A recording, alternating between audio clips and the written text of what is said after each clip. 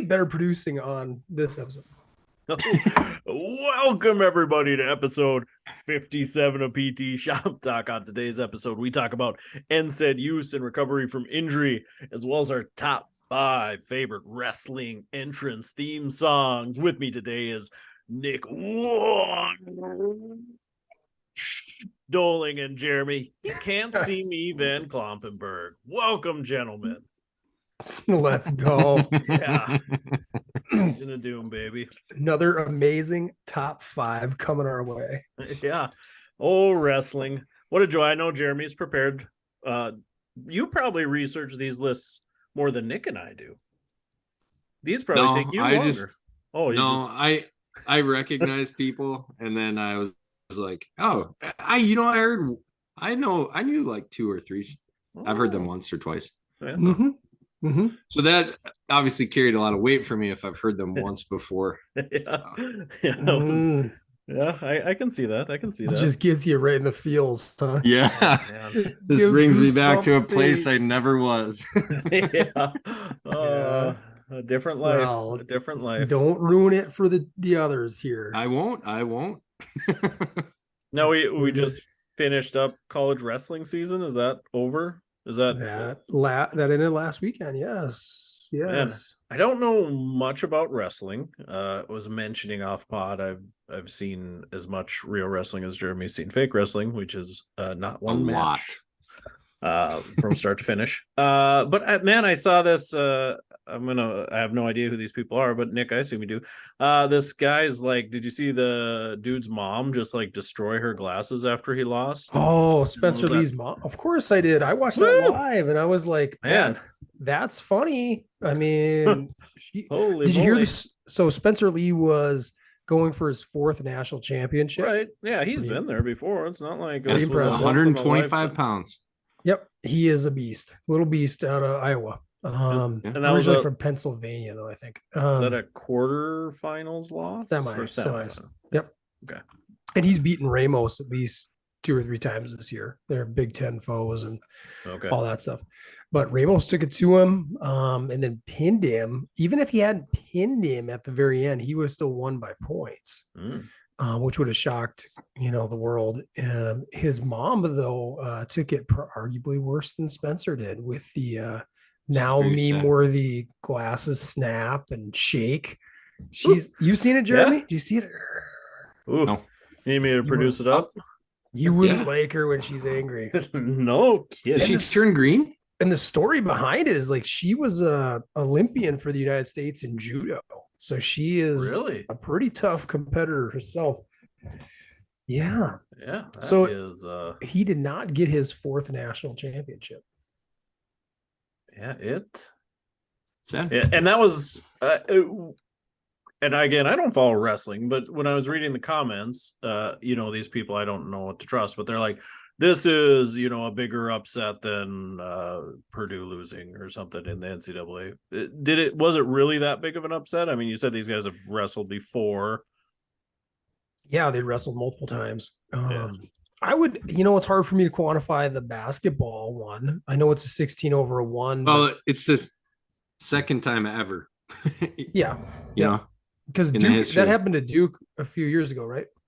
Virginia got beat. Was it Virginia? Okay. Duke lost as 2-15. Yeah. A while ago. Oh, so she was not happy. Here they go. She was jiu-jitsu. There goes Jeremy. I hate these guys. She has puncture wounds on her hands too now. Yeah. I mean, like those glasses frames. She must be a very strong lady. At least hand strength. I feel like that's not. She just demolished those. I think the backstory certainly Mr. Peeper's eating an apple on Saturday Night Live. Helped explain, his athletic prowess, though. I mean, obviously genetics are key in all of that. They play some role in her being an Olympian. But yeah, I mean, it's the only role. It's hard to quantify any upset, right? And everybody wants you to try to. We live in a world where you want to get clickbait or have a comparative, thing. So like in what's the your wrestling hot community, take? people compare it. I think it's hard to say. I think it's one of the best things to happen to the sport.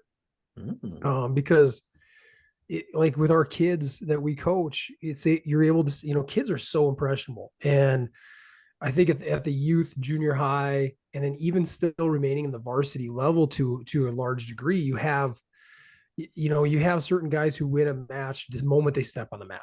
Kids are in awe of them. They already know who they are, especially in this era. Like the last 10 to 15 years, the advent of social media, the internet being where it is.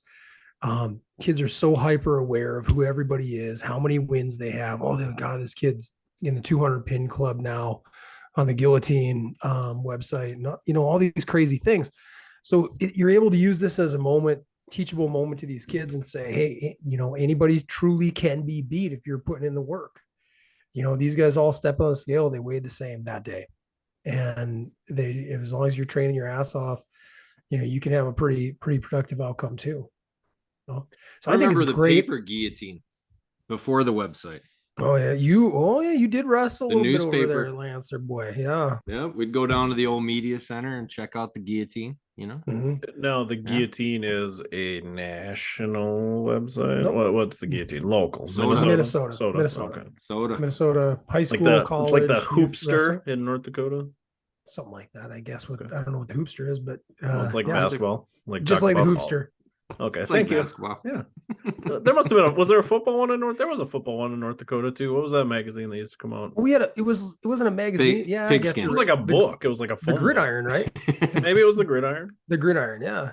Yeah, we had a wrestling. We had an old but that didn't change throughout the season. You just got a preseason one. Correct. Yeah. And we did the same thing. You're right. We in the 90s we would get the paper copy of I don't remember what the wrestling one was. The Dakota Grappler, maybe. The Grappler is gotta be solid. The Grappler, and it was just whatever the coaches submitted, on the team's behalf. But it was fun to look back on that stuff and be like, wow, they had all the weight classes kind of off by a little bit, and this kid never, kid didn't really, materialize, and this one did, right? I mean, it's just neat.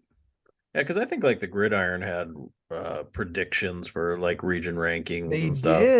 They did, yeah. So, preseason. Yep. Yeah, I remember like when I was a junior and we made it to the semifinals, we were predicted to finish like 7 out of 8 teams that year in the Gridiron. So yeah, felt good. So this has evolved so much now. They do weekly updated rankings, and they do teams, they do individuals. I know they have message boards. I never go on that crap. I think that's some of the most toxic junk you're ever going to find.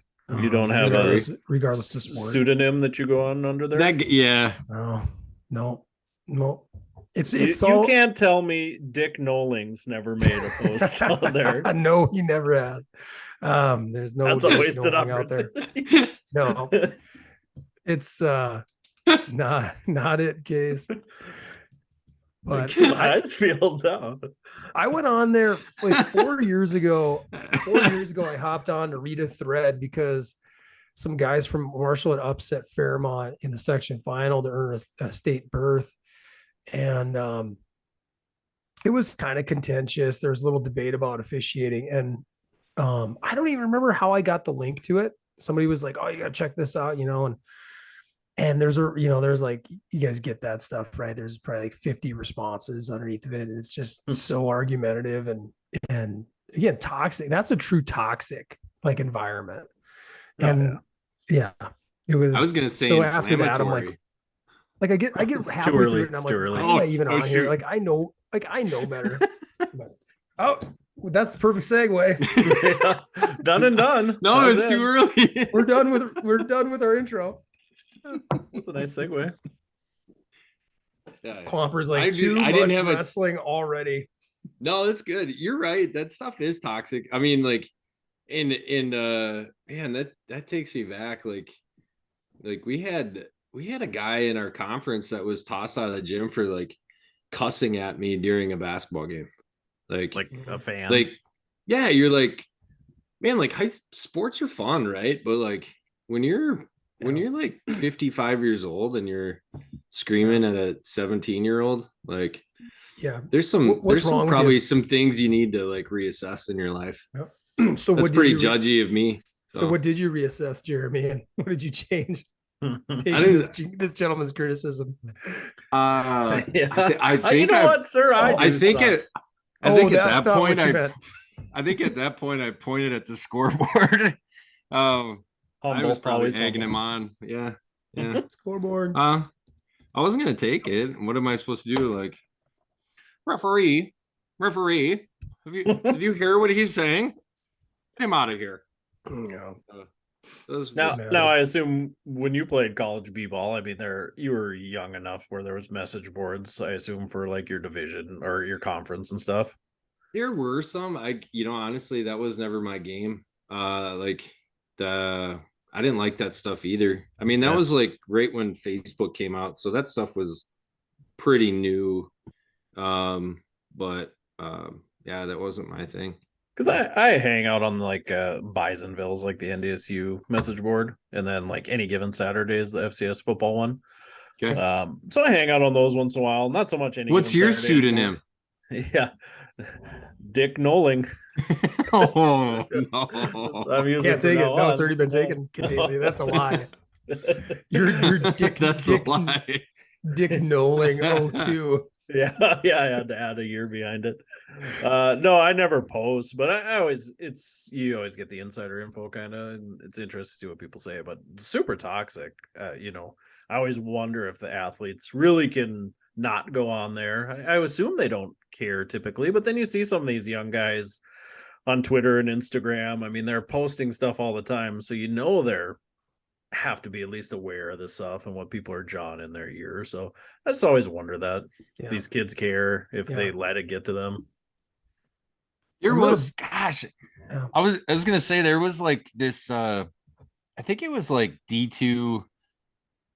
I'm trying to look it up. Like I know there was D2 football. I think there was like a D2hoops.com too. And actually my brother, who does some writing for the Independent, like he had a name Clomp something, right? Okay. And that was my nickname. So I do remember there was a point in time while I was in college that people thought I was like engaging in like me, not me. It's just my bro. Just my little bro. Speaking on my behalf, talking shit. Yeah, I was just Jeremy. In my honest opinion, Jeremy Van Klompenberg's the best power forward in the NSIC ever. That is you, dare Jeremy. I say, my humble opinion. We had the Dakota Grappler website. I don't know when that became a thing. It was 02, 03, somewhere around there. And I was back for a state wrestling tournament talking to my old coach, and he, at that time anyways, Mark absolutely like shut down any kid from being on there. Like if he heard about it, they were going to be, doing laps or doing all this conditioning, and stuff like that. And I remember back then it wasn't, I'd get on there every now and again because my younger brother was wrestling, and I'd want to see the rankings that they do every now and again. And they weren't good about that though back then. It certainly wasn't a weekly thing. It was like twice a year, maybe. And then I remember getting like time to get off of it once there was like the breakdown of the state tournament, and there's, these old retired jerk offs like myself are like just crapping on these high school kids for like how they've, how they finished at the tournament, or this one kid, shitted down his leg, and you're like, what's wrong with you, man? Like, and some of these guys, it's like they literally, I can vividly remember this now that we're talking about it. Some I haven't even thought about in like 20 years, but this one dude's literally referencing like their state title team from 88 and how they would have doing the old, like, we would have stomped this Bismarck High team from 03. And I'm like, okay, I'm off now. This guy, I can't read any more of this nonsense. And it's, I don't know. It's just stupid. It's gameplay though. I remember we weren't adults, but like as kids, I remember being like, you think we could have beat some of those older teams? We always had that conversation. Like, we would have wiped the floor with that football team. But yeah, well, we did, and I even kind of threw it back. That's the reverse, I guess. This one dude he's a year older than me and pretty good ball player for Carrington. I'm not gonna shout him out because he was talking to me. It was like one time in college, he starts talking about how our team my junior year would have beat the team my senior year, right? And conveniently, obviously, he's a year older than me, right? So he's on that junior year team, and I'm like, this is such a dumb argument. I'm like, because I'm like, we had a lot of overlap too.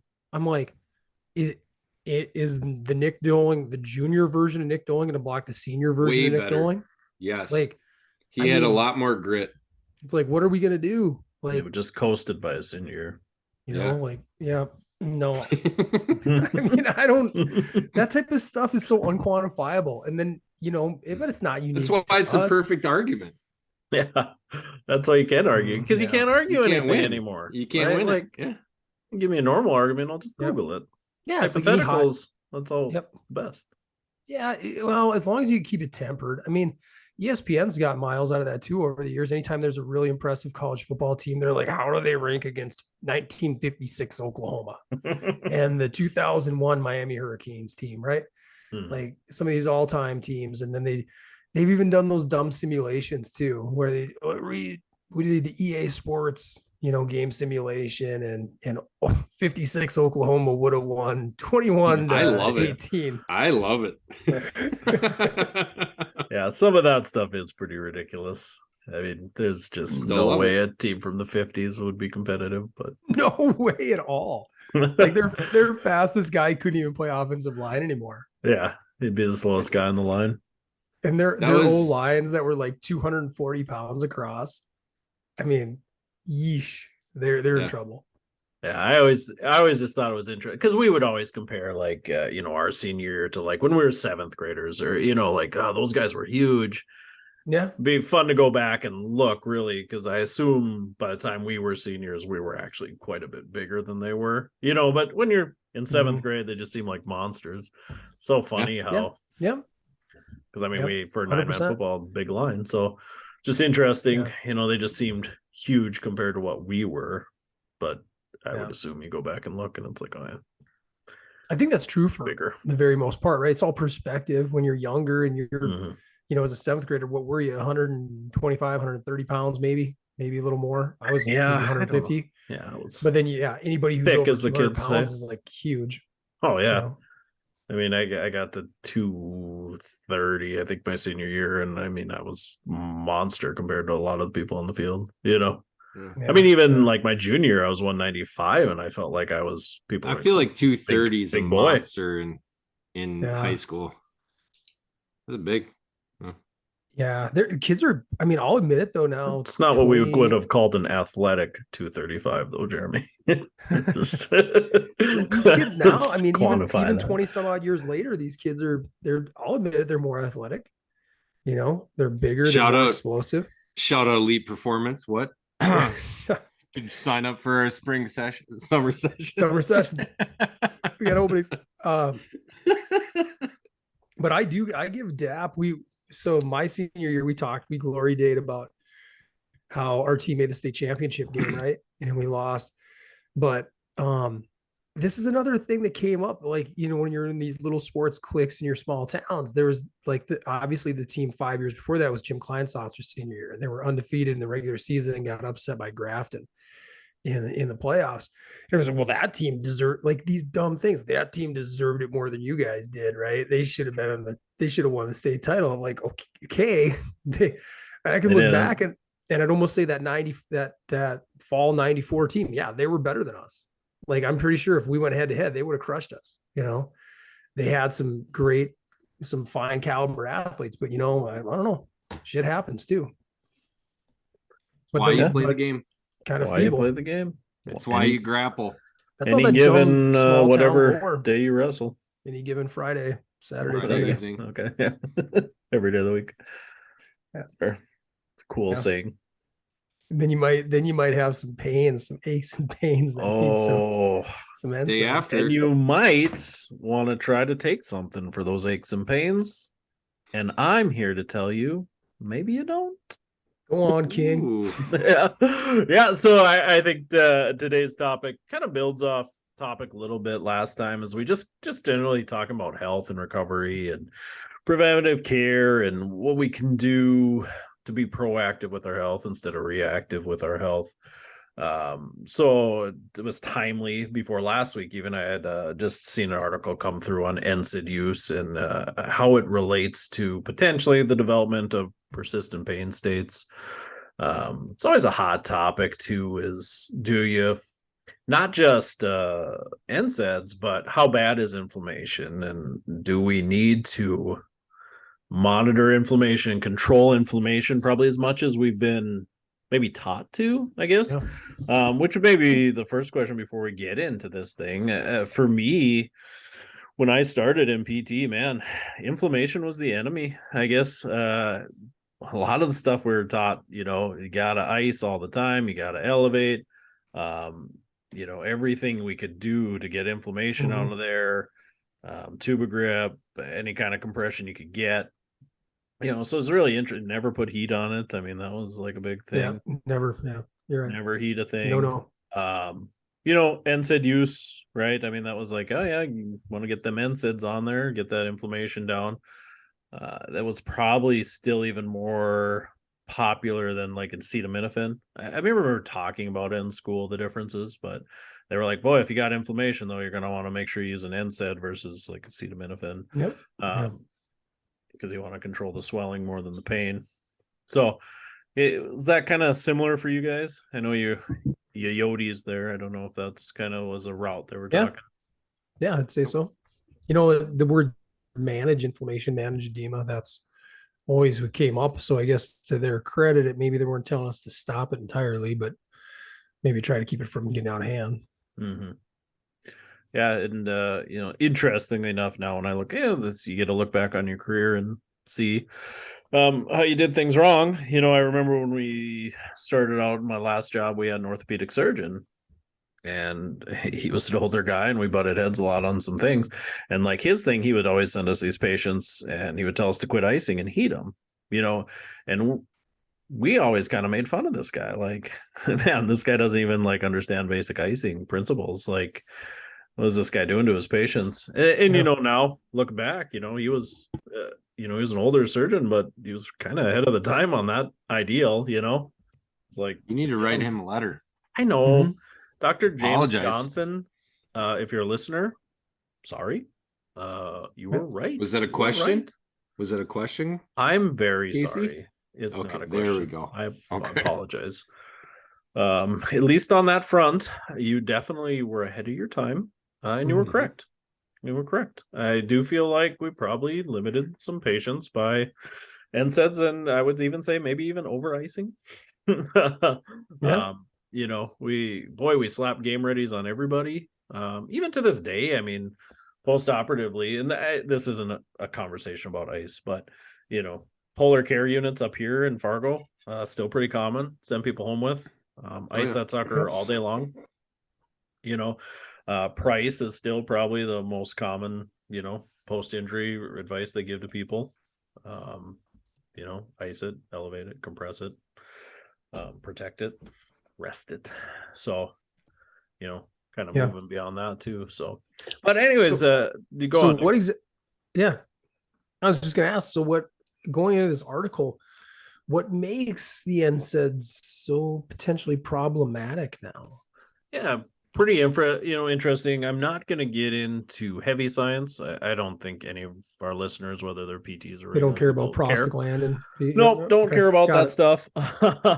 But I will say just sorry to offend any of the highly intellectual listeners out there and the pharmacists listening, but just like the 10,000 foot view on it for people. So you have an injury, typically tissue damage is occurring. When that happens locally, we have chemicals in our body, and we really have neutrophils, macrophages. These are like our little healers, and really these guys come in, tear all the nasty stuff up that's dead, not viable, so the body can start healing new stuff.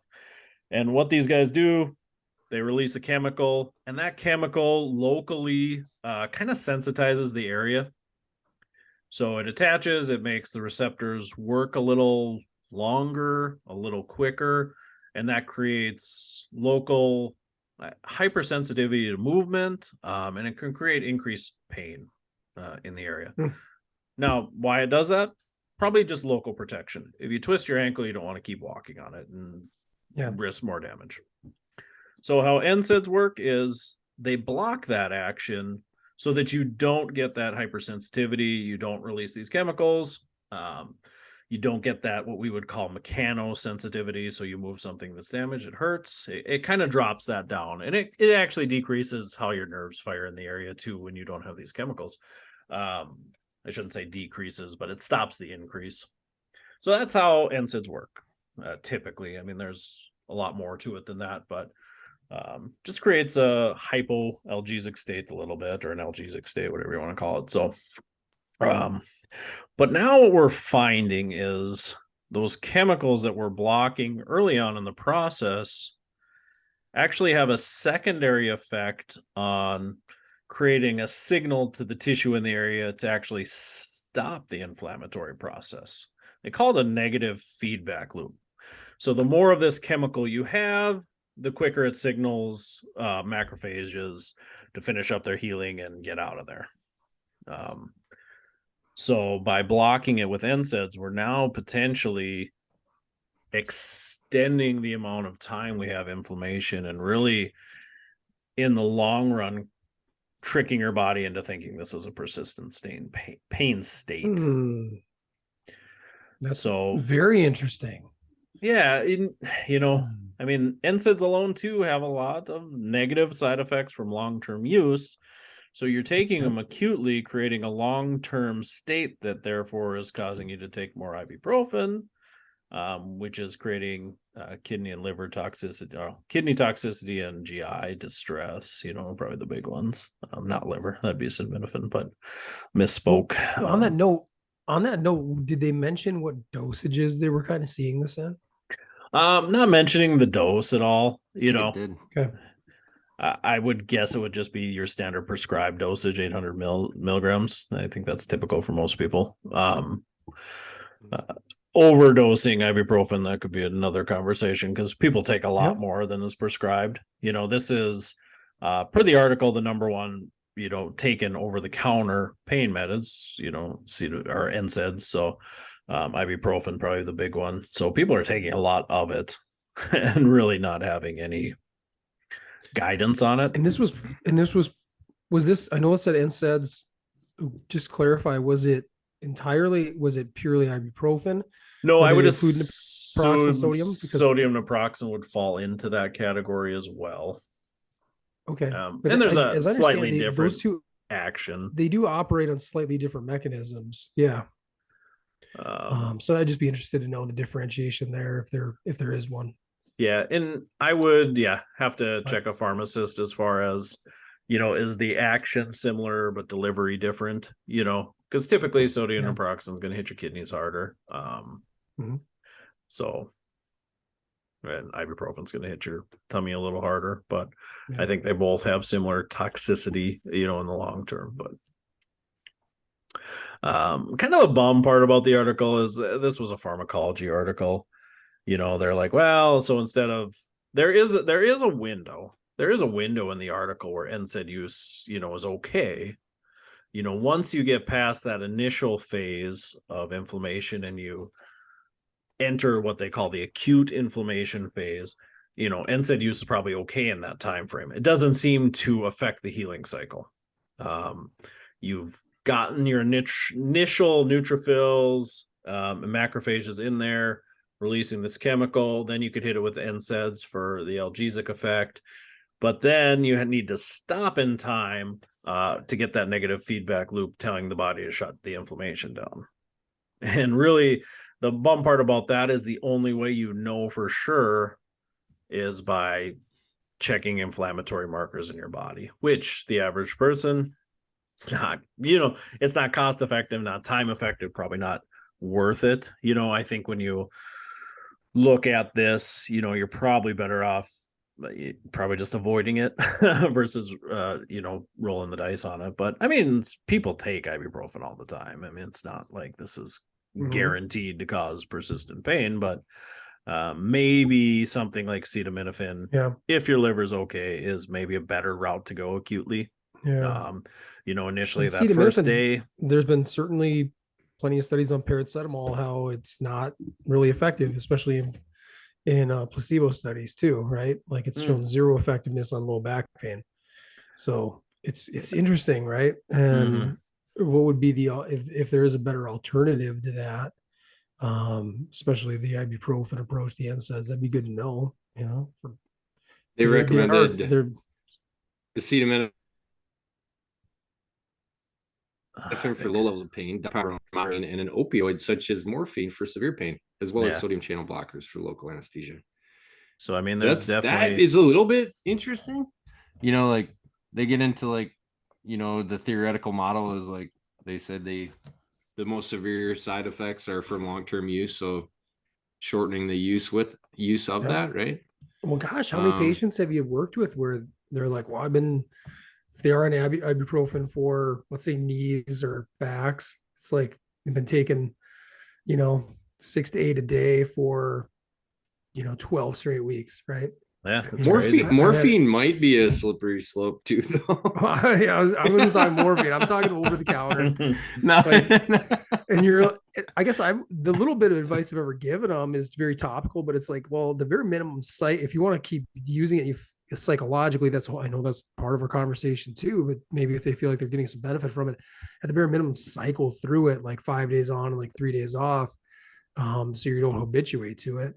Yeah. I mean, that's about the strongest advice I give them related to it. And then obviously I cover like the GI distress, potential components to it. Yeah, it's interesting. I mean, I know a lot of people like just kind of dose ibuprofen, like runners. Like you'll find some runners that just like, yeah, I run and afterwards I take ibuprofen. Like I'm a little sore, so I take ibuprofen for that. So many people with like persistent headache states. It's like, yeah, every day I wake up and I have my coffee or my Diet Coke and I have some ibuprofen with it to keep the headache at bay. It's just amazing, how many people do habitually use ibuprofen. I would take that before I played basketball. Yeah. Well, I don't know why. I chomp, man. I would take like 400 to 600 before a game. Like and that was the only time, but it was like a weird pregame ritual. I don't know where I came up with.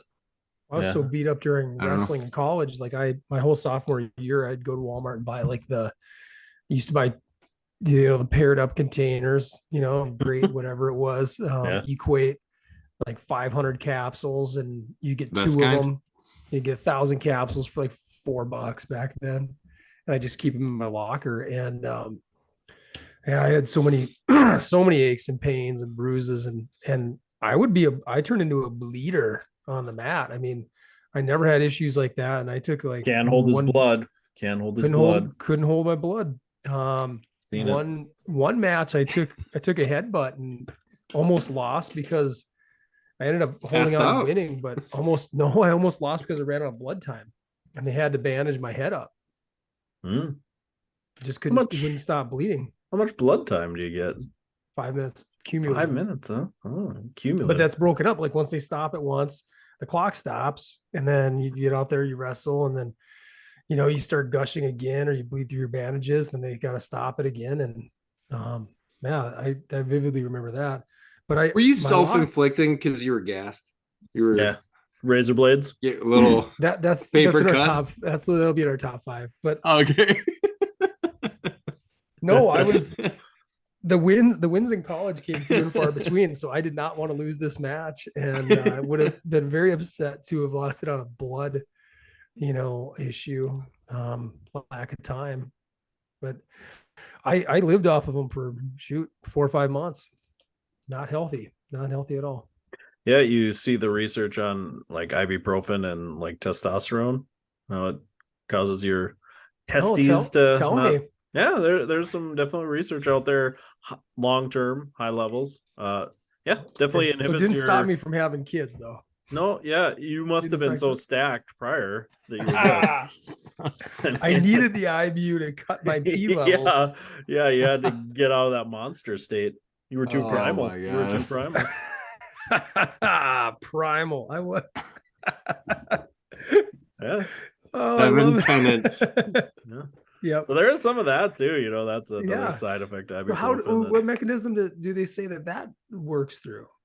Just supposedly hampers the testosterone producing cells in your testicles. I don't know. Wow. Your late I don't Leydig cells, know. right? Don't your I don't. Leydig cells create that?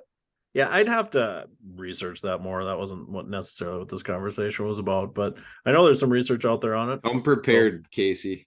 I'm sorry, guys. That's my bad. That's my bad. I'll let you down. I'll get it to you. I really wish you'd touch up on your endocrinology before you do our pods. That's real. Yeah, immunology, endocrinology. Yeah, I was all into We're going to start cytokines. calling us hacks. I was all into cytokines prior to. Oh yeah, that ship's long sailed. I'm not too worried about that. They can read these articles themselves because we're primal. Yeah, I'm over them. So, but all in all, in the article, though, I think what's interesting is, again, this is a pharmacology article, so it focuses on inflammatory processes and how we really should let the body kind of run its natural course on inflammation. Seems to probably put us in a better spot to avoid long-term pain. But I think, like, from our standpoint, like, I don't think it's just normalizing inflammation. But again, should we maybe normalize the pain of healing a little bit? I think we've maybe dipped too far that way too. And like where do you? I agree. Where do you integrate that though too? Because it is kind of similar, like to the icing side, where it's such common advice, Mm-hmm. And then you spend you're like, that's not really what it is, and then you get in a 30-minute article and you're, well, but my surgeon, or not article, but argument, and my surgeon said this or that or the other thing. It can kind of feel like an uphill battle at times too. Not saying that we shouldn't educate still, but no, I think it's got to be the long game. It took us 30, 40 years to get to this point where pain's bad, inflammation's bad. It's going to take time, I think, to get out of that too. Like, it's okay. Like, yeah, you twisted your ankle, it sucks, it hurts. Like, it's gonna be better in 3 to 4 days. I think it's we're so quick now to try to make it not hurt and try to stop all the inflammation and try to normalize, quote unquote, normalize what we think it should look like so quickly that I think we're really hampering our body's ability to take care of itself. And I think we're seeing, the more we depend on these artificial ways to heal, the more we're taking away our ability to heal. We're seeing long-term detriments for short-term gains, and we really should look at it the other way, right? Like, these short-term detriments should lead us to long-term gains. I think there's value in that, Yeah. I mean, I think I shared with you guys that after this last knee surgery, I discontinued cryotherapy after. I should look back in my journal, but I think I discontinued at like day 5 post-op. Yeah. Which is incredibly early. Like, on the other one, I kept doing it off and on for, like, tapered through it, but usually every evening for like a couple months, especially if I felt like I was really swollen. And this time around, I did not. Like, discontinued early based on some of the current literature, and I, any changes that you've seen? I think functionally things came back faster this side. Strength's coming back faster. But this one has been more uncomfortable over that time, and I don't know. But I can't say definitively it's the cryotherapy. Maybe I should trial that too. Do a couple nights again where I just slap it on again, and see if it helps reduce some of that pain that I do get in the evenings. Maybe it does help. I don't know. It's just, with cryotherapy, there's so little risk involved. And I might as well be my own guinea pig and see what my results are. And I've been willing to share that with patients, but the psychological, the deeply rooted beliefs that, like, ice is going to help. But since you told me ice is going to help. Well, yeah, but even for yourself. Yeah. Right. No, I'm talking about patients. So I share this with patients now. I got a couple of TKAs that I work with. Yeah. And this one gentleman, I've just shared it with him. He knows that I've gone through my battle, and And he's like, oh, I don't know. I swear by that thing. I can't sleep without it. I'm like, "Yeah, do you then, because your sleep's important. If you feel like it helps you get your rest, go for it." Yeah, it is. Yeah. It's a hard conversation because there's a pendulum, like you just said it yourself, Nick, like maybe function and strength's there, but pain's worse. What is that? What are you willing to give up? Are you willing to have 6 out of 10 pain for 6 months with full function, or would you rather have 3 out of 10 pain for 12 months with 90% function? I think Yeah. that's to each person's got to figure that out a little bit too. And then us as practitioners, it's deeper. For me, it's deeper rooted than that. It's like, what is the mechanism of my pain? And is if I'm not managing this in this rebounding inflammatory response, is that degrading my tissue then? Yeah. Like they say theoretically that does. So, these are the wrestling matches in my mind. Not segueing yet, but that's Okay. where, Damn it. like, It would have been a good one. You go through it. We need producing on this stuff. Copyright. Whoa! Is that a producer right there? Refill. That scared me. Honey, I'm about Thank you, 24 Michelle. ounces short here. Oh, It's a little team's man, message. I've had a couple guests on here, and Yeah, nice. inviting everybody in lately. It's nice. Family show minus the cursing. But that's mostly me, so I apologize. That was me. I'm sorry. I dropped a bomb on here a few weeks ago. Not proud of it. Apologize to those listeners. It's all right. But yeah. I think there is some of that too. That if you continually do stuff that's going to cause your body to release neutrophils, macrophages, if you let those guys sit around in your tissue, I mean, yeah, I think it's believable anyways that they could, not stop on just non-viable tissue, Yeah. I don't know if there's a whole lot, like you said, maybe that's a little more theoretical, but hard to know. Yeah. If you just let inflammation go absolutely rampant in your body, do we really, like, if we get out of the post-surgical stuff, do we really know what creates true tendon degradation? Like what that process absolutely is? I guess I don't know if we do. I don't know if there's enough supportive literature to really say, like, is it wear and tear? Is it past trauma? Is it inflammation?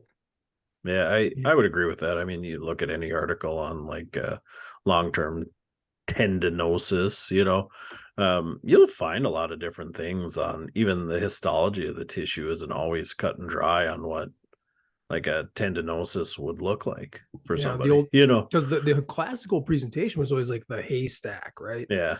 Like it's being remodeled in a different way. Yeah. That's not parallel in orientation, And then I've always carried a lot of emotional trauma in my fascia. I love it. Let's hear it. I have. Let it out. Sometimes you just got to get that unwound. So you go to Joshua Tree and I'm gonna find some strain counter strain people to work with you. Yeah, that's what I've always believed. Yeah. Hey, we've all heard those stories of like the old therapist went to a sea and they unwound that knotty fascia in the gastroc, and then they just started bawling, Yeah. Unleashed it. Go into the ground, speaking in tongues. It's nice. I mean, I guess at some point, if that's where you're at on your journey. But again, it's like this narrative, like I wish we didn't have to get to those points on people's journeys, where it's just, you've gotten yourself in such a spot that like the fantastical seems normalized, when nothing makes sense on why you hurt, the treatments that don't make sense seem to work the best. They're just so hungry for something, right? Yeah. The more fantastical your situation is, the more fantastical you think your treatment needs to be. I think that's tough. That's my life in a nutshell case. Just the fantastical. The fantastical. This is me in a nutshell. How did I get in this nutshell? It's the giantest nut. Man. It's not normal. It's fantastic. So yeah, I think in the end, for therapists, listeners, whoever you are out there in podcast land, it's just food for thought when you're quick to grab that ibuprofen all the time. Maybe you're extending your pain and discomfort. So is there anything we can recommend for them? I would recommend. Yeah, no, you're done for. And I do believe that like some of this needs to just be normalized a little bit.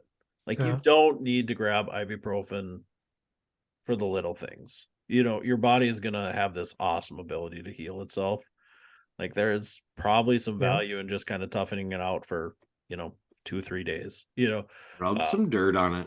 Yeah, I think there is some. And if it is bad enough, if you're one of these responders to acetaminophen, that's maybe where I go, initially try that first, if you can get through that first day or two, then maybe then you can use that NSAIDs for another probably 2-3 days. But you got to taper off quick. Like you said, Nick, like you got to cycle.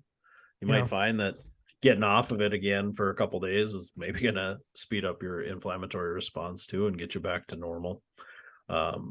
Maybe. So I'm not a pharmacist. I'm not going to really recommend a ton of, prescription drugs or anything, but I think are we safe talking over the counter though? I mean, I think you're safe talking evidence. I don't think, I'm not sitting here telling you need to take 600 milligrams.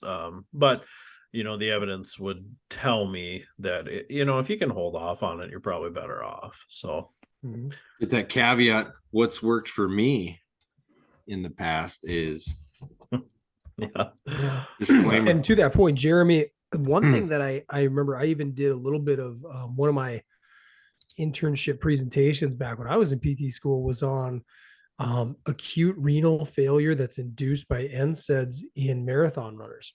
So, your adage, mine, like our old glory days stories of college and chomping on Ibu before competition, there was a strong correlation with people who did endurance events and having renal failure. So really watch out for that. If you feel like you're out there listening and you feel like you need to chomp on, 2 or 3 ibuprofen before every race or every long run, maybe think that over, because it's extremely hard on your kidney system because you're already creating a ramped up physiologic state with your heart rate, blood pressure, everything like that when you're training. So definitely be careful of that, pre-activity. Plus, you're likely to be in a dehydrated state on the long run. I mean, a lot of people don't hydrate as well, so you're already putting your kidneys at a high load, just decreasing volume. So, yeah, it's I started out taking ibuprofen before I would run, same deal, but that kind of got to the point where I was like, maybe I should know if I hurt while I'm running.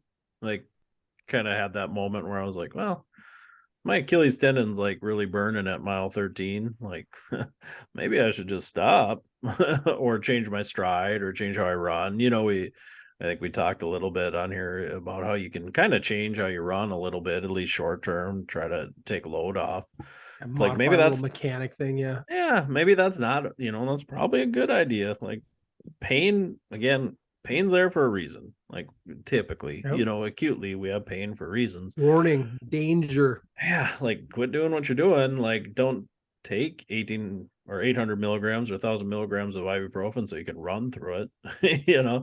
Maybe you'd need to address it, before you have a catastrophic running injury that prevents you from running forever. Definitely.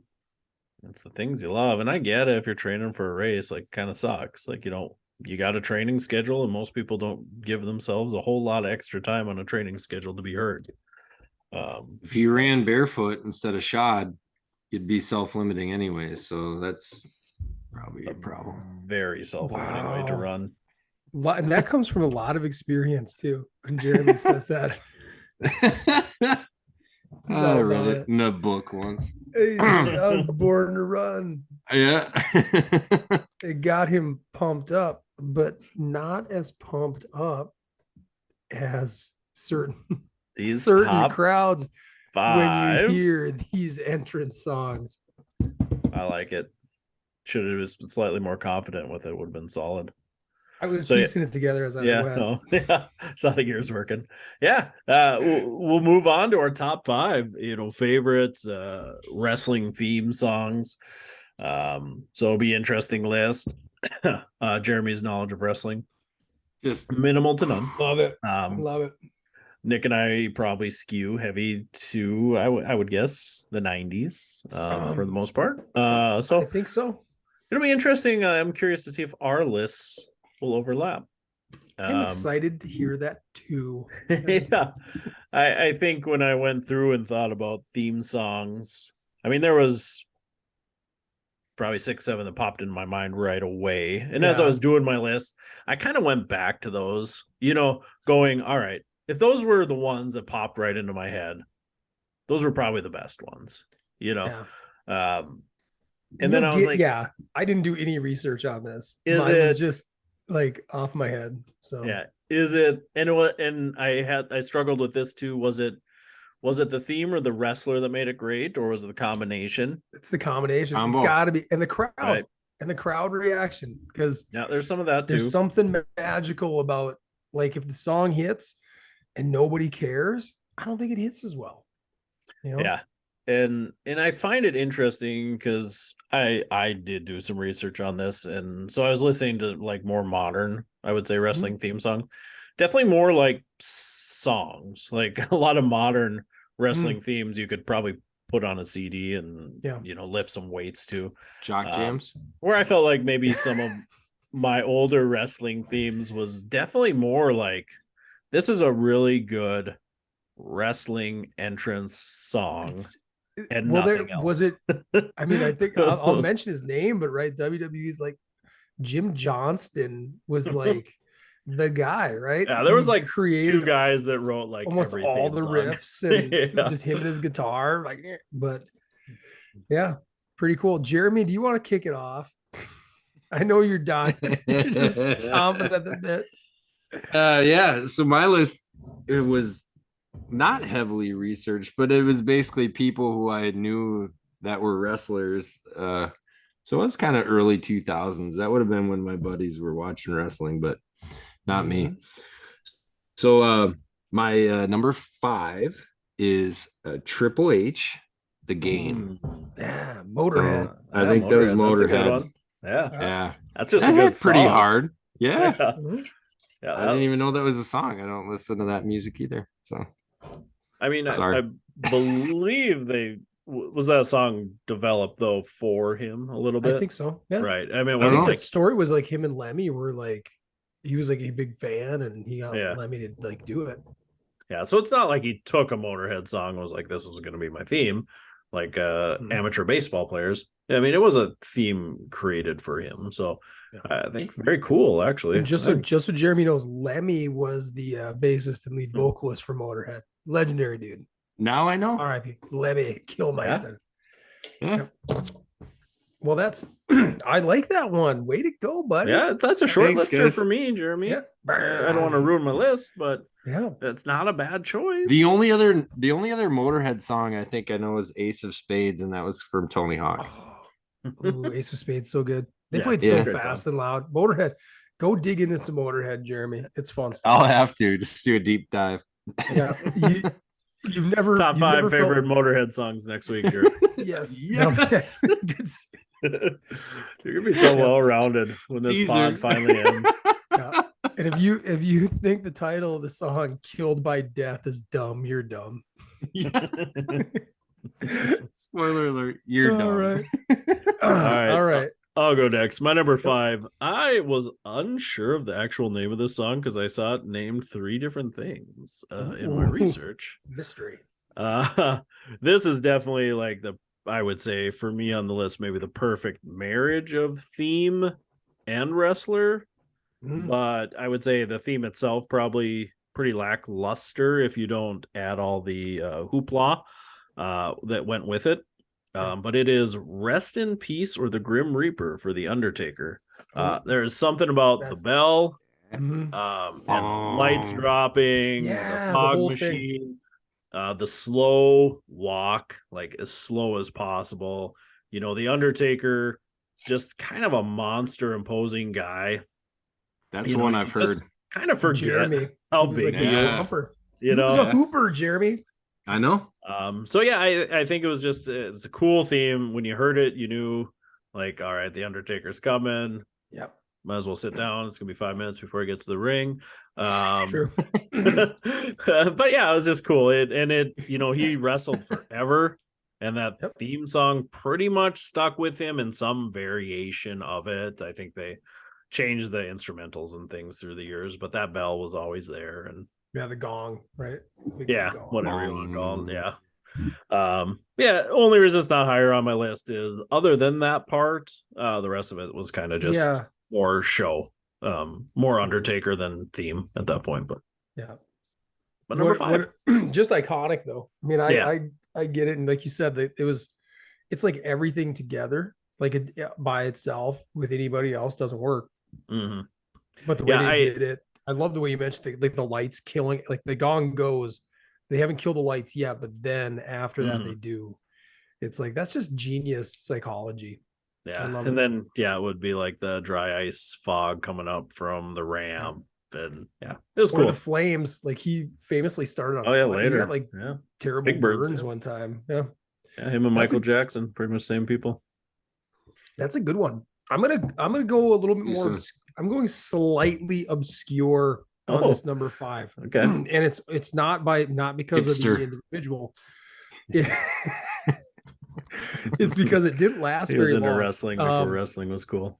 I had to look this one up a little. I had to do a little bit of this work because it's a very short-lived theme song by The Rock, or for The Rock, and it was during his short heel run in 2003, and it's called "Is Cookin'." Rocky Maivia. Nope. It's called "Is Cookin'," and it, like, I remember, just as things were kind of dying down in the old pro wrestling boom by that point, but he had come back from Hollywood, and the fans had turned on him, and they did just enough tweaking. It was very similar to his normal theme song, but they slowed it down, and they just added this like arrogance to it, like more bass, and it just fit his persona during that run so well. And I've always loved it. Wish he would have gone back to it at some point. It's got a super long, like you said with the Taker. I mean, it was a super long intro too. Oh, Casey share. Oh, there we go. Ooh, I think it's this little guy. Yes, there it is. Kind of help the skyline of Los Angeles.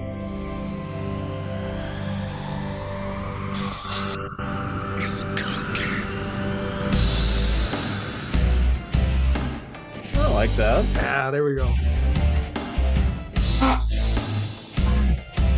That is a very long theme. 4 minutes and 52 seconds. Huh? Man, there it is. So that's my number. Then. I love that you produced that. That's my number 5. Young man. Thank you. Sorry, Jeremy. And fun heel rock. Yep. Cool. Okay. My number 4. Take it away, Jeremy. Yeah. You're just lost for words now, aren't you? Yeah, I am. My number 4. No, my number 4 was just said by Casey.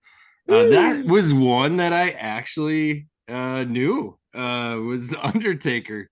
To me, that's just like one of the most iconic wrestlers. And this is coming from a guy that didn't watch wrestling. But the bong was just, it was chilling, right? Like it was good. So that's my number 4. Yeah, fits so well. And you could not imagine another person coming out to that. No. It would be very weird. All right, my number 4, made famous on the intro today, is "What a Rush" by Legion of Doom. Like as a kid, like you'd hear them, that like guttural, it just built up so long. Yep. And the Legion of Doom was cool. They had the spike pads that fit them. When they talked like that song sounded. I mean, it was for me as a kid. That was me and my brother would play Legion of Doom, smash each other around. Always fighting the bushwhackers. That's all they did. That's all those two did was beat the hell out of guys. Yeah, a couple Minnesota boys. Yeah, so it was just Hawk and Animal. Yeah, it was fun theme, man. It was probably the second theme song that I really attached to as a kid. So, all right. Yeah, the guitar riff very generic for the time, but it works, You're right. Yeah. As a kid, it was a lot easier to sell, I suppose, as an adult if I would have heard it, which maybe applies to almost every song on my list. But those guys didn't hit with me and my brothers as hard. We wanted to know more about them because they were never in the WWF, right? For so long, they were down south or some other organization. And we'd see them in like a magazine, and like you said, the football pads with the spikes. And they were just red so face huge. Paint and we're like, who are these guys? Yeah, the Road Warriors. Whoa, that's an awesome name. Everything's great. And then they finally were on WWF TV, and you're like, oh, okay. Yeah, and then you get older and you find out they couldn't really do much as far as performance, so they would just beat the hell out of the other guys for punch. real. Yeah. Yep. Apparently over Japan it got really nasty too, because that's Japanese style. Yeah, literally just fighting. Gangnam Style. Yeah, Gangnam Style. Well, that's Korean, Jeremy. Come on. Yeah. Get your cultures right, son. Good choice. My number 4 is pretty much there's no lyrics to it whatsoever. But in my opinion, very iconic. I mentioned Jim Johnston before. I think this is just him and a guitar. And it starts out with just a single note being shredded and signified the introduction of Bret the Hitman Hart coming out. It was the Hitman. Yeah. I don't even know what key that first note is, but it's like, and then pretty noted. Yeah. Everything was just very, very confident. It's just like a cool, simple rock song that always connected with me. And you knew he was about as he took it about as real as anybody ever did. Yeah. About as serious. He thought wrestling was real. Pretty much, Yeah. So that's my number 4, Hitman, Bret Hart. Good one. Yeah. Used I believe the Hart Foundation used it a little bit too. It got used by more than just him. It was just a good song. Yeah. Wow. All right. Well, this isn't as far off the beaten path as Hipster Nick. But it is The Rock again. Here we go. And it's Know Your Role. Yeah. Hard to beat. Again, I'm he's one of 4 wrestlers who I knew who they were. So that's why he made my list. Oh. Yep. So the whole part of it opens up with if you smell, and then the crowd goes nuts. What the Rock? Yeah, that's good. Yeah, dude's. I think that's the song.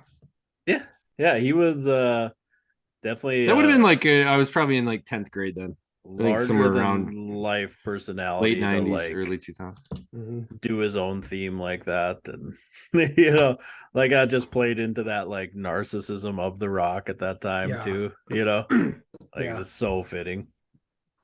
He's one of the few guys who could really do heel or babyface equally good.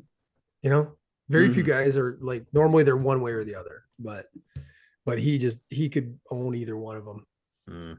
Agreed. Yeah, special talents. Another person that could easily play hero and heel is my number 3. This would be my favorite theme song as a kid. Probably I air guitared to this sucker probably more than any song. It would be Real American, the Hulk Hogan theme song. So good. Oh man. You pan the crowd, every little kid in the crowd is up on their chair, air guitar, and he's coming out just loving it. Hulkamania, the arm around the ear. Could you pander to being just the American hero more? American? song, you know, The real American. Yep. like just to let you know this is the guy you should be cheering for, you know. It was like they put all their eggs in that basket, and yeah, it's still to this day, if that hits, It's good. I'll sing that song. I know every word of that song. When it comes, oh yeah, when Rick it Derringer. comes crashing down and it hurts inside. Yeah. So good. Yeah. That's my number 3. Oh Real man, American, Hulk Hogan. That's This is him by the Liberty Bell. Jam.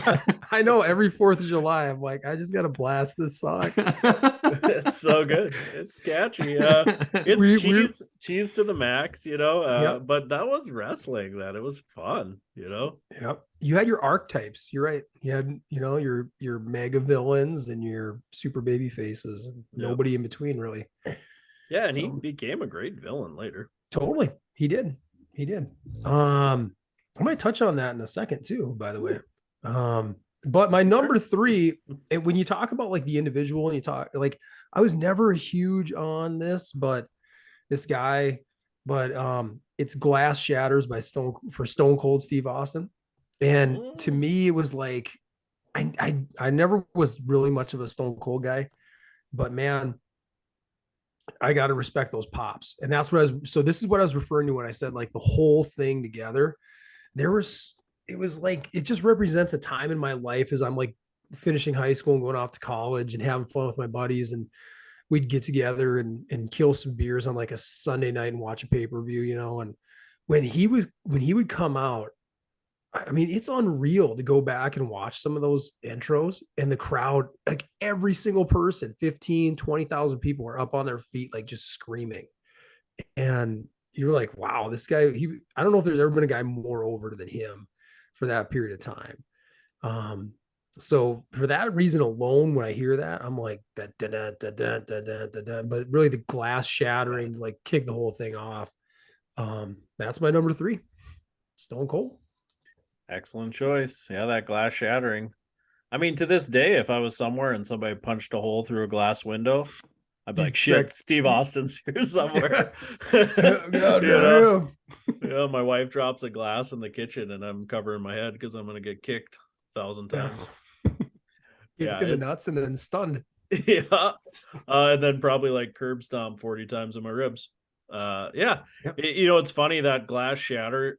It was almost like the antithesis of the Undertaker, right? Where you heard that bell, and then it was this buildup of like dread as the Undertaker was coming down.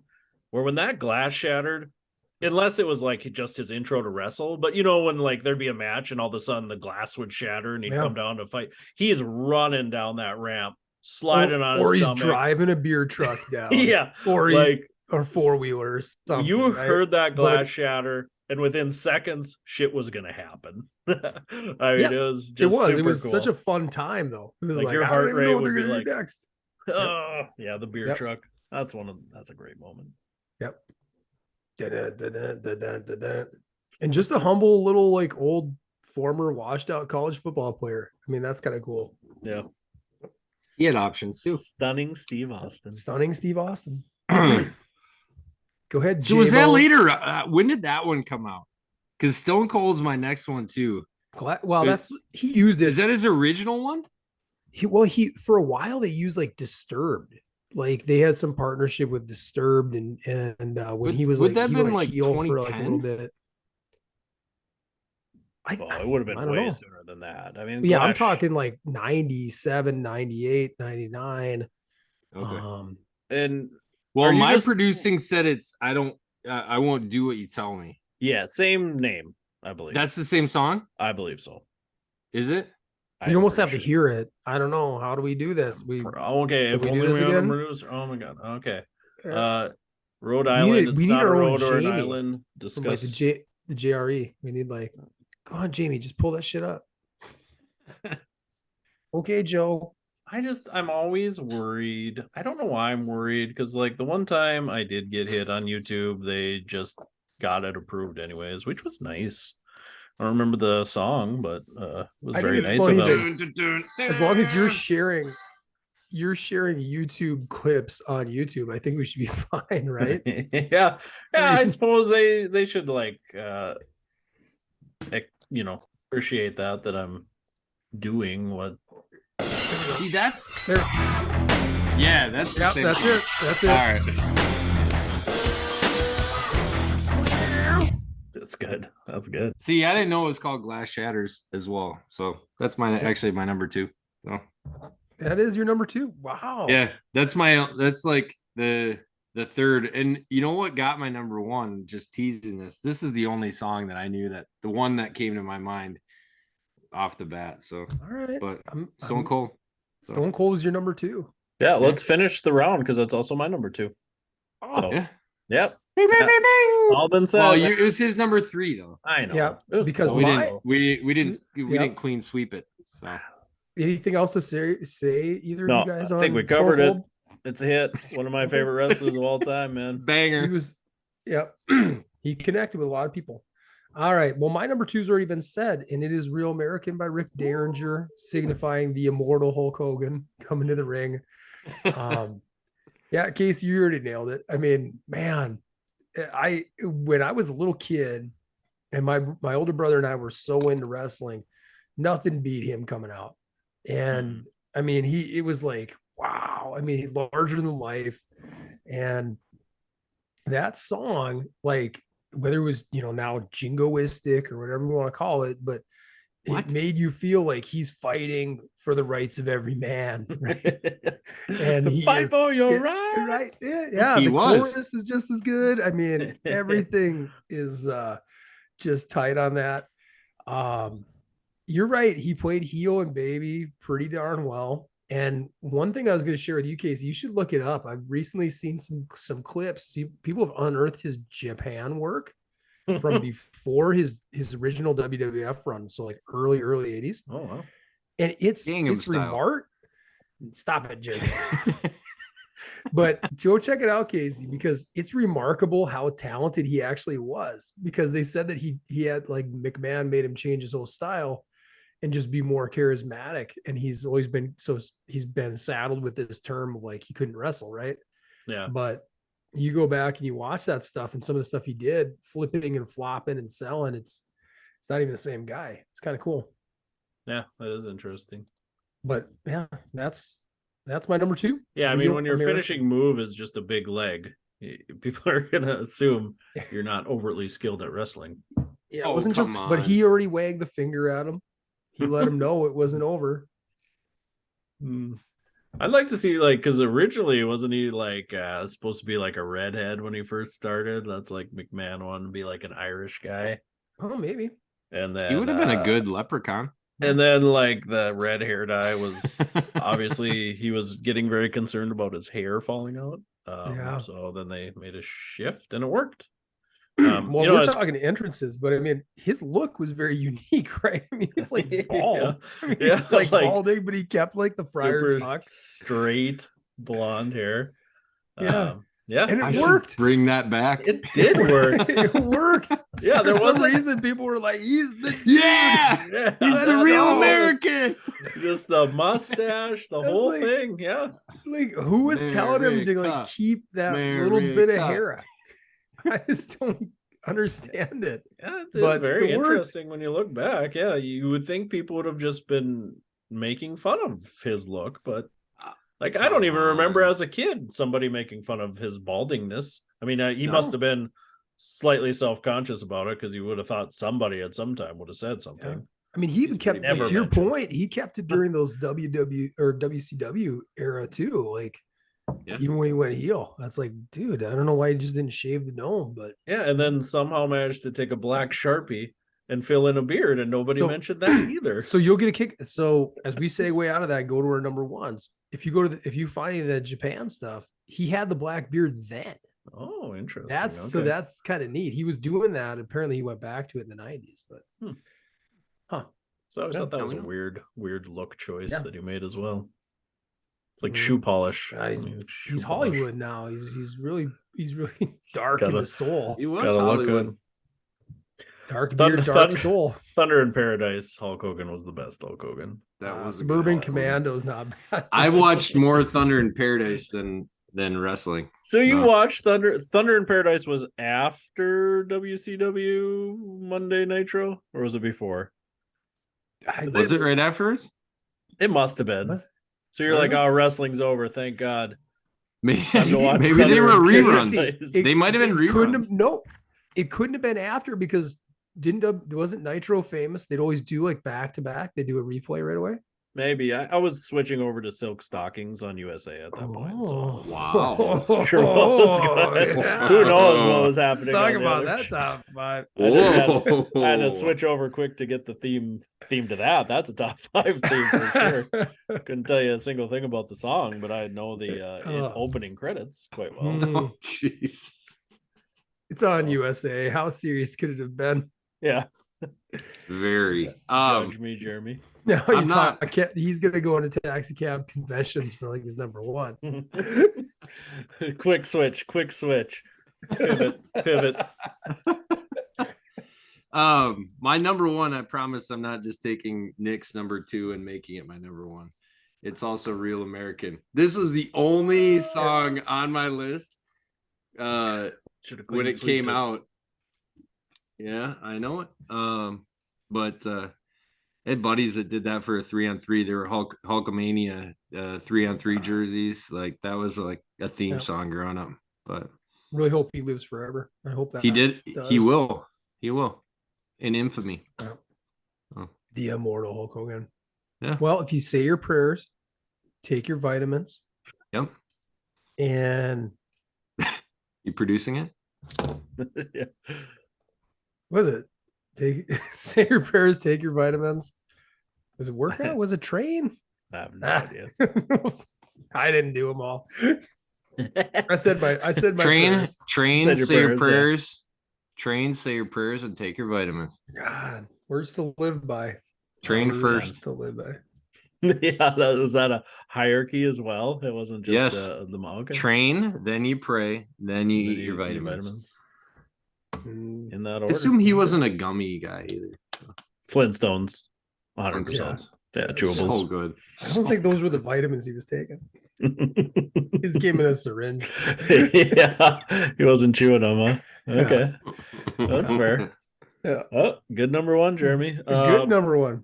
Yeah, my number 1. So we talked a little bit about the Undertakers being like this perfect like meld of wrestler and song.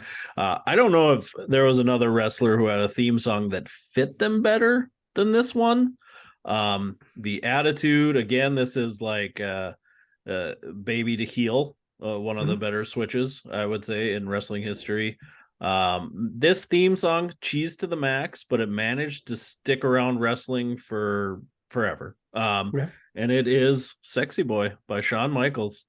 And that song, holy moly. Like I said, I don't know if anything fit the attitude of a wrestler more than that song, because he just wanted to hate the guy. Like he had that pretty boy look. That was a persona he played, and that song almost would piss you off more just because it's so over the top. I know I'm sexy. Yeah, every time. Even when he got older, he's still playing this song. And it's just I don't know if there's a theme song for a wrestler that I would like pick more to be like, man, that guy's perfect theme song. And it was he played the whole damn song all the time too. It wasn't like sometimes a couple times. It was 3 or 4 times in a row. It wasn't the Stone Cold glass break and then action happened. It was like, you're gonna have to sit through this misery. And it grows on you from cheese to just a great theme song. That's my number 1, Sexy Boy, Shawn Michaels. Well, I think to finish this thing out, you better just produce it, because that's my number 1. You son of a bitch. Yeah, it's so good. It's worked as a heel, worked tremendously as a heel. You pulled it off as a baby. Maybe the greatest use of that ever was when he took on Undertaker in WrestleMania, and they did the Heaven and Hell match, and he came out like all ultra, like coming from the heavens, and then it's still like they ramped it up. A lot of fun. Yep, Shawn Michaels, Sexy Boy. That's my number 1 too. So hard to beat. It drives the move that really move 'em. I said, Oh man, pure cheese. It's so down good. their spine. Heartbreak Just a Kid. sexy boy. I'm not your boy. It's too good. He's not your boy toy. Too good, Jeremy. Too good. And then he finishes it with a lateral lunge and the double The biceps. double bicep. I mean, Just iconic. Sweet It chin was. music, you know. Just that Man. backwards kick, put you down. did you watch the Marty Jannetty betrayal live when you were growing Yeah, up? that was too. right. Brutus Barber Beefcake Yep. segment through the window. Mm-hmm. Because the Steve Austin Rockers did were not- awesome. Steve The Austin Rock- did not come out, but The Rockers were awesome. the Rockers were cool. Like, and that was for me. Like, and the Rockers were fun. Like as a kid, they had the Mhm. you know the fluorescent outfits, Yeah. and you're like, these guys are awesome. And then that happened, and you're like, no. What's Sean doing? Yeah. Like probably at that point, Yeah. I had not seen somebody become a villain like that. I mean, it was devastating. It probably was, right? I mean, we didn't have a ton of those turns, like Mm-mm. not to that degree. You had the macho stuff. Yeah, I was gonna say Macho, but Macho was always kind of like a middle guy. You know, he's a Yeah, neutral. he's crazy. You Yeah. couldn't trust him. You Yeah. couldn't. But That's Sean, a like real these life guys thing. were high fiving all the time. They're like, Yeah, they you're like, seemed like they were meant to be just nice '90s role models for kids. These were the guys you should be modeled after, and yeah. yeesh, yeah. Sean. And then I was a Betrayed. huge Bret Hart guy, and then they became mortal enemies. So, you know, it's very Like in real life. Yeah. yeah, right. Again, For Bret real. Hart took it a little too serious. Just Yep. to show, dude. Like you probably Yep. could have had a good career had you wanted, but I think he let that just ruin it for him. Well, he thought his title was real, pretty much. And, yeah, you can't take this from me. Yeah. No. you can. Yep, I agree. Maybe Casey and I need to keep talking more off pod. Jeremy's already drifted off to sleep. No. He's watching Silk Stockings. He's pulled it up. Wouldn't be drifting out to sleep, Casey. That's true. It's hard, Well, hard to go to bed after watching that theme. we're gonna have to make another one eventually of like top 90s shows, top 5, like just 90210 would be there, right? Oh yeah, Melrose Place? Nah. yeah. Chuck. Boy, it's tough X-Files. because X-Files. X-Files. X-Files. That is a big one. That is a big hit for sure. Oh yeah. Ooh, jet skis. Yeah. Oh yeah. Horses, palm trees. It gets better, guys. Oh yeah. Now you know it's a crime show. Get sweaty. Whoa. Yo. Yep. There you go. The dude's running. Wait till you get Whoa. the silk. Oh man. That was 90s there. Look at that fake gun. Put them silk stockings on. Yeah. Hence the title. Yep. Ooh, I there's have- a pistola in there. Man. Whoa, I see it's- why you're into this case. Yeah. Whoa. Who? I've seen this open 100 times in my life, at least. Look at that dude with the binocs. That was I've never seen an actual. I couldn't tell you what silk stockings is about, Mitzi, Rob Estes. but it seemed like Because a you cool only show. watched it, you never watched the show? No, I watched the intro and then moved on. Another gun. I mean, I assume it was a boring show. I mean, I can't imagine it would have had a very good Espionage, murder. Is that what it is? I don't even know. It's an espionage show. Well, they just did a Tarantula? case. They did a case handoff. Was there a spider? Was that a I shadow? bet of a there's spider? murder. I think that was a tarantula, right? Was that Oh, followed spooky. by like a switchblade? Chasing? Yeah. Yes, Oh, a tarantula. spider. Whoa. Black Widow. I think that That dude was a getting ready switchblade to, knife. yeah, and that guy was getting ready to garrote somebody. Is that what they call that? I think so. I don't understand the ending here. I think this is the outro. Way We ever less gonna- cool. We got to do a watch along sometime. Oh yeah, I remember that guy. USA had just a slew of good shows there for a while. That was and I would credit wrestling to that, but man, we watched a lot of What a US. lead in. We're talking USA High, Weird Science, Pacific Blue, Silk Stockings, Duckman. Blue. There was a lot of hits in that Were time you period. ever more upset though when the damn dog show preempted Raw? Oh, that is the worst. Right? every year. He'd be like, Oh. oh, yeah, I'm so upset. I just about smashed the microphone. Yeah, watch out, Mike. Ah, Yeah. Well, that concludes episode 57. You're gonna want to go watch our YouTube channel, see that sweet Definitely. silk stockings theme that we just watched. Unless YouTube shuts us down, we'll see. Like always, hit us up at ptshoptalk@gmail. Follow us on Facebook, Twitter, and check us out on YouTube. Until next time, I'm Casey Hansen. With me as always, Nick Doling, Jeremy Van Klompenberg.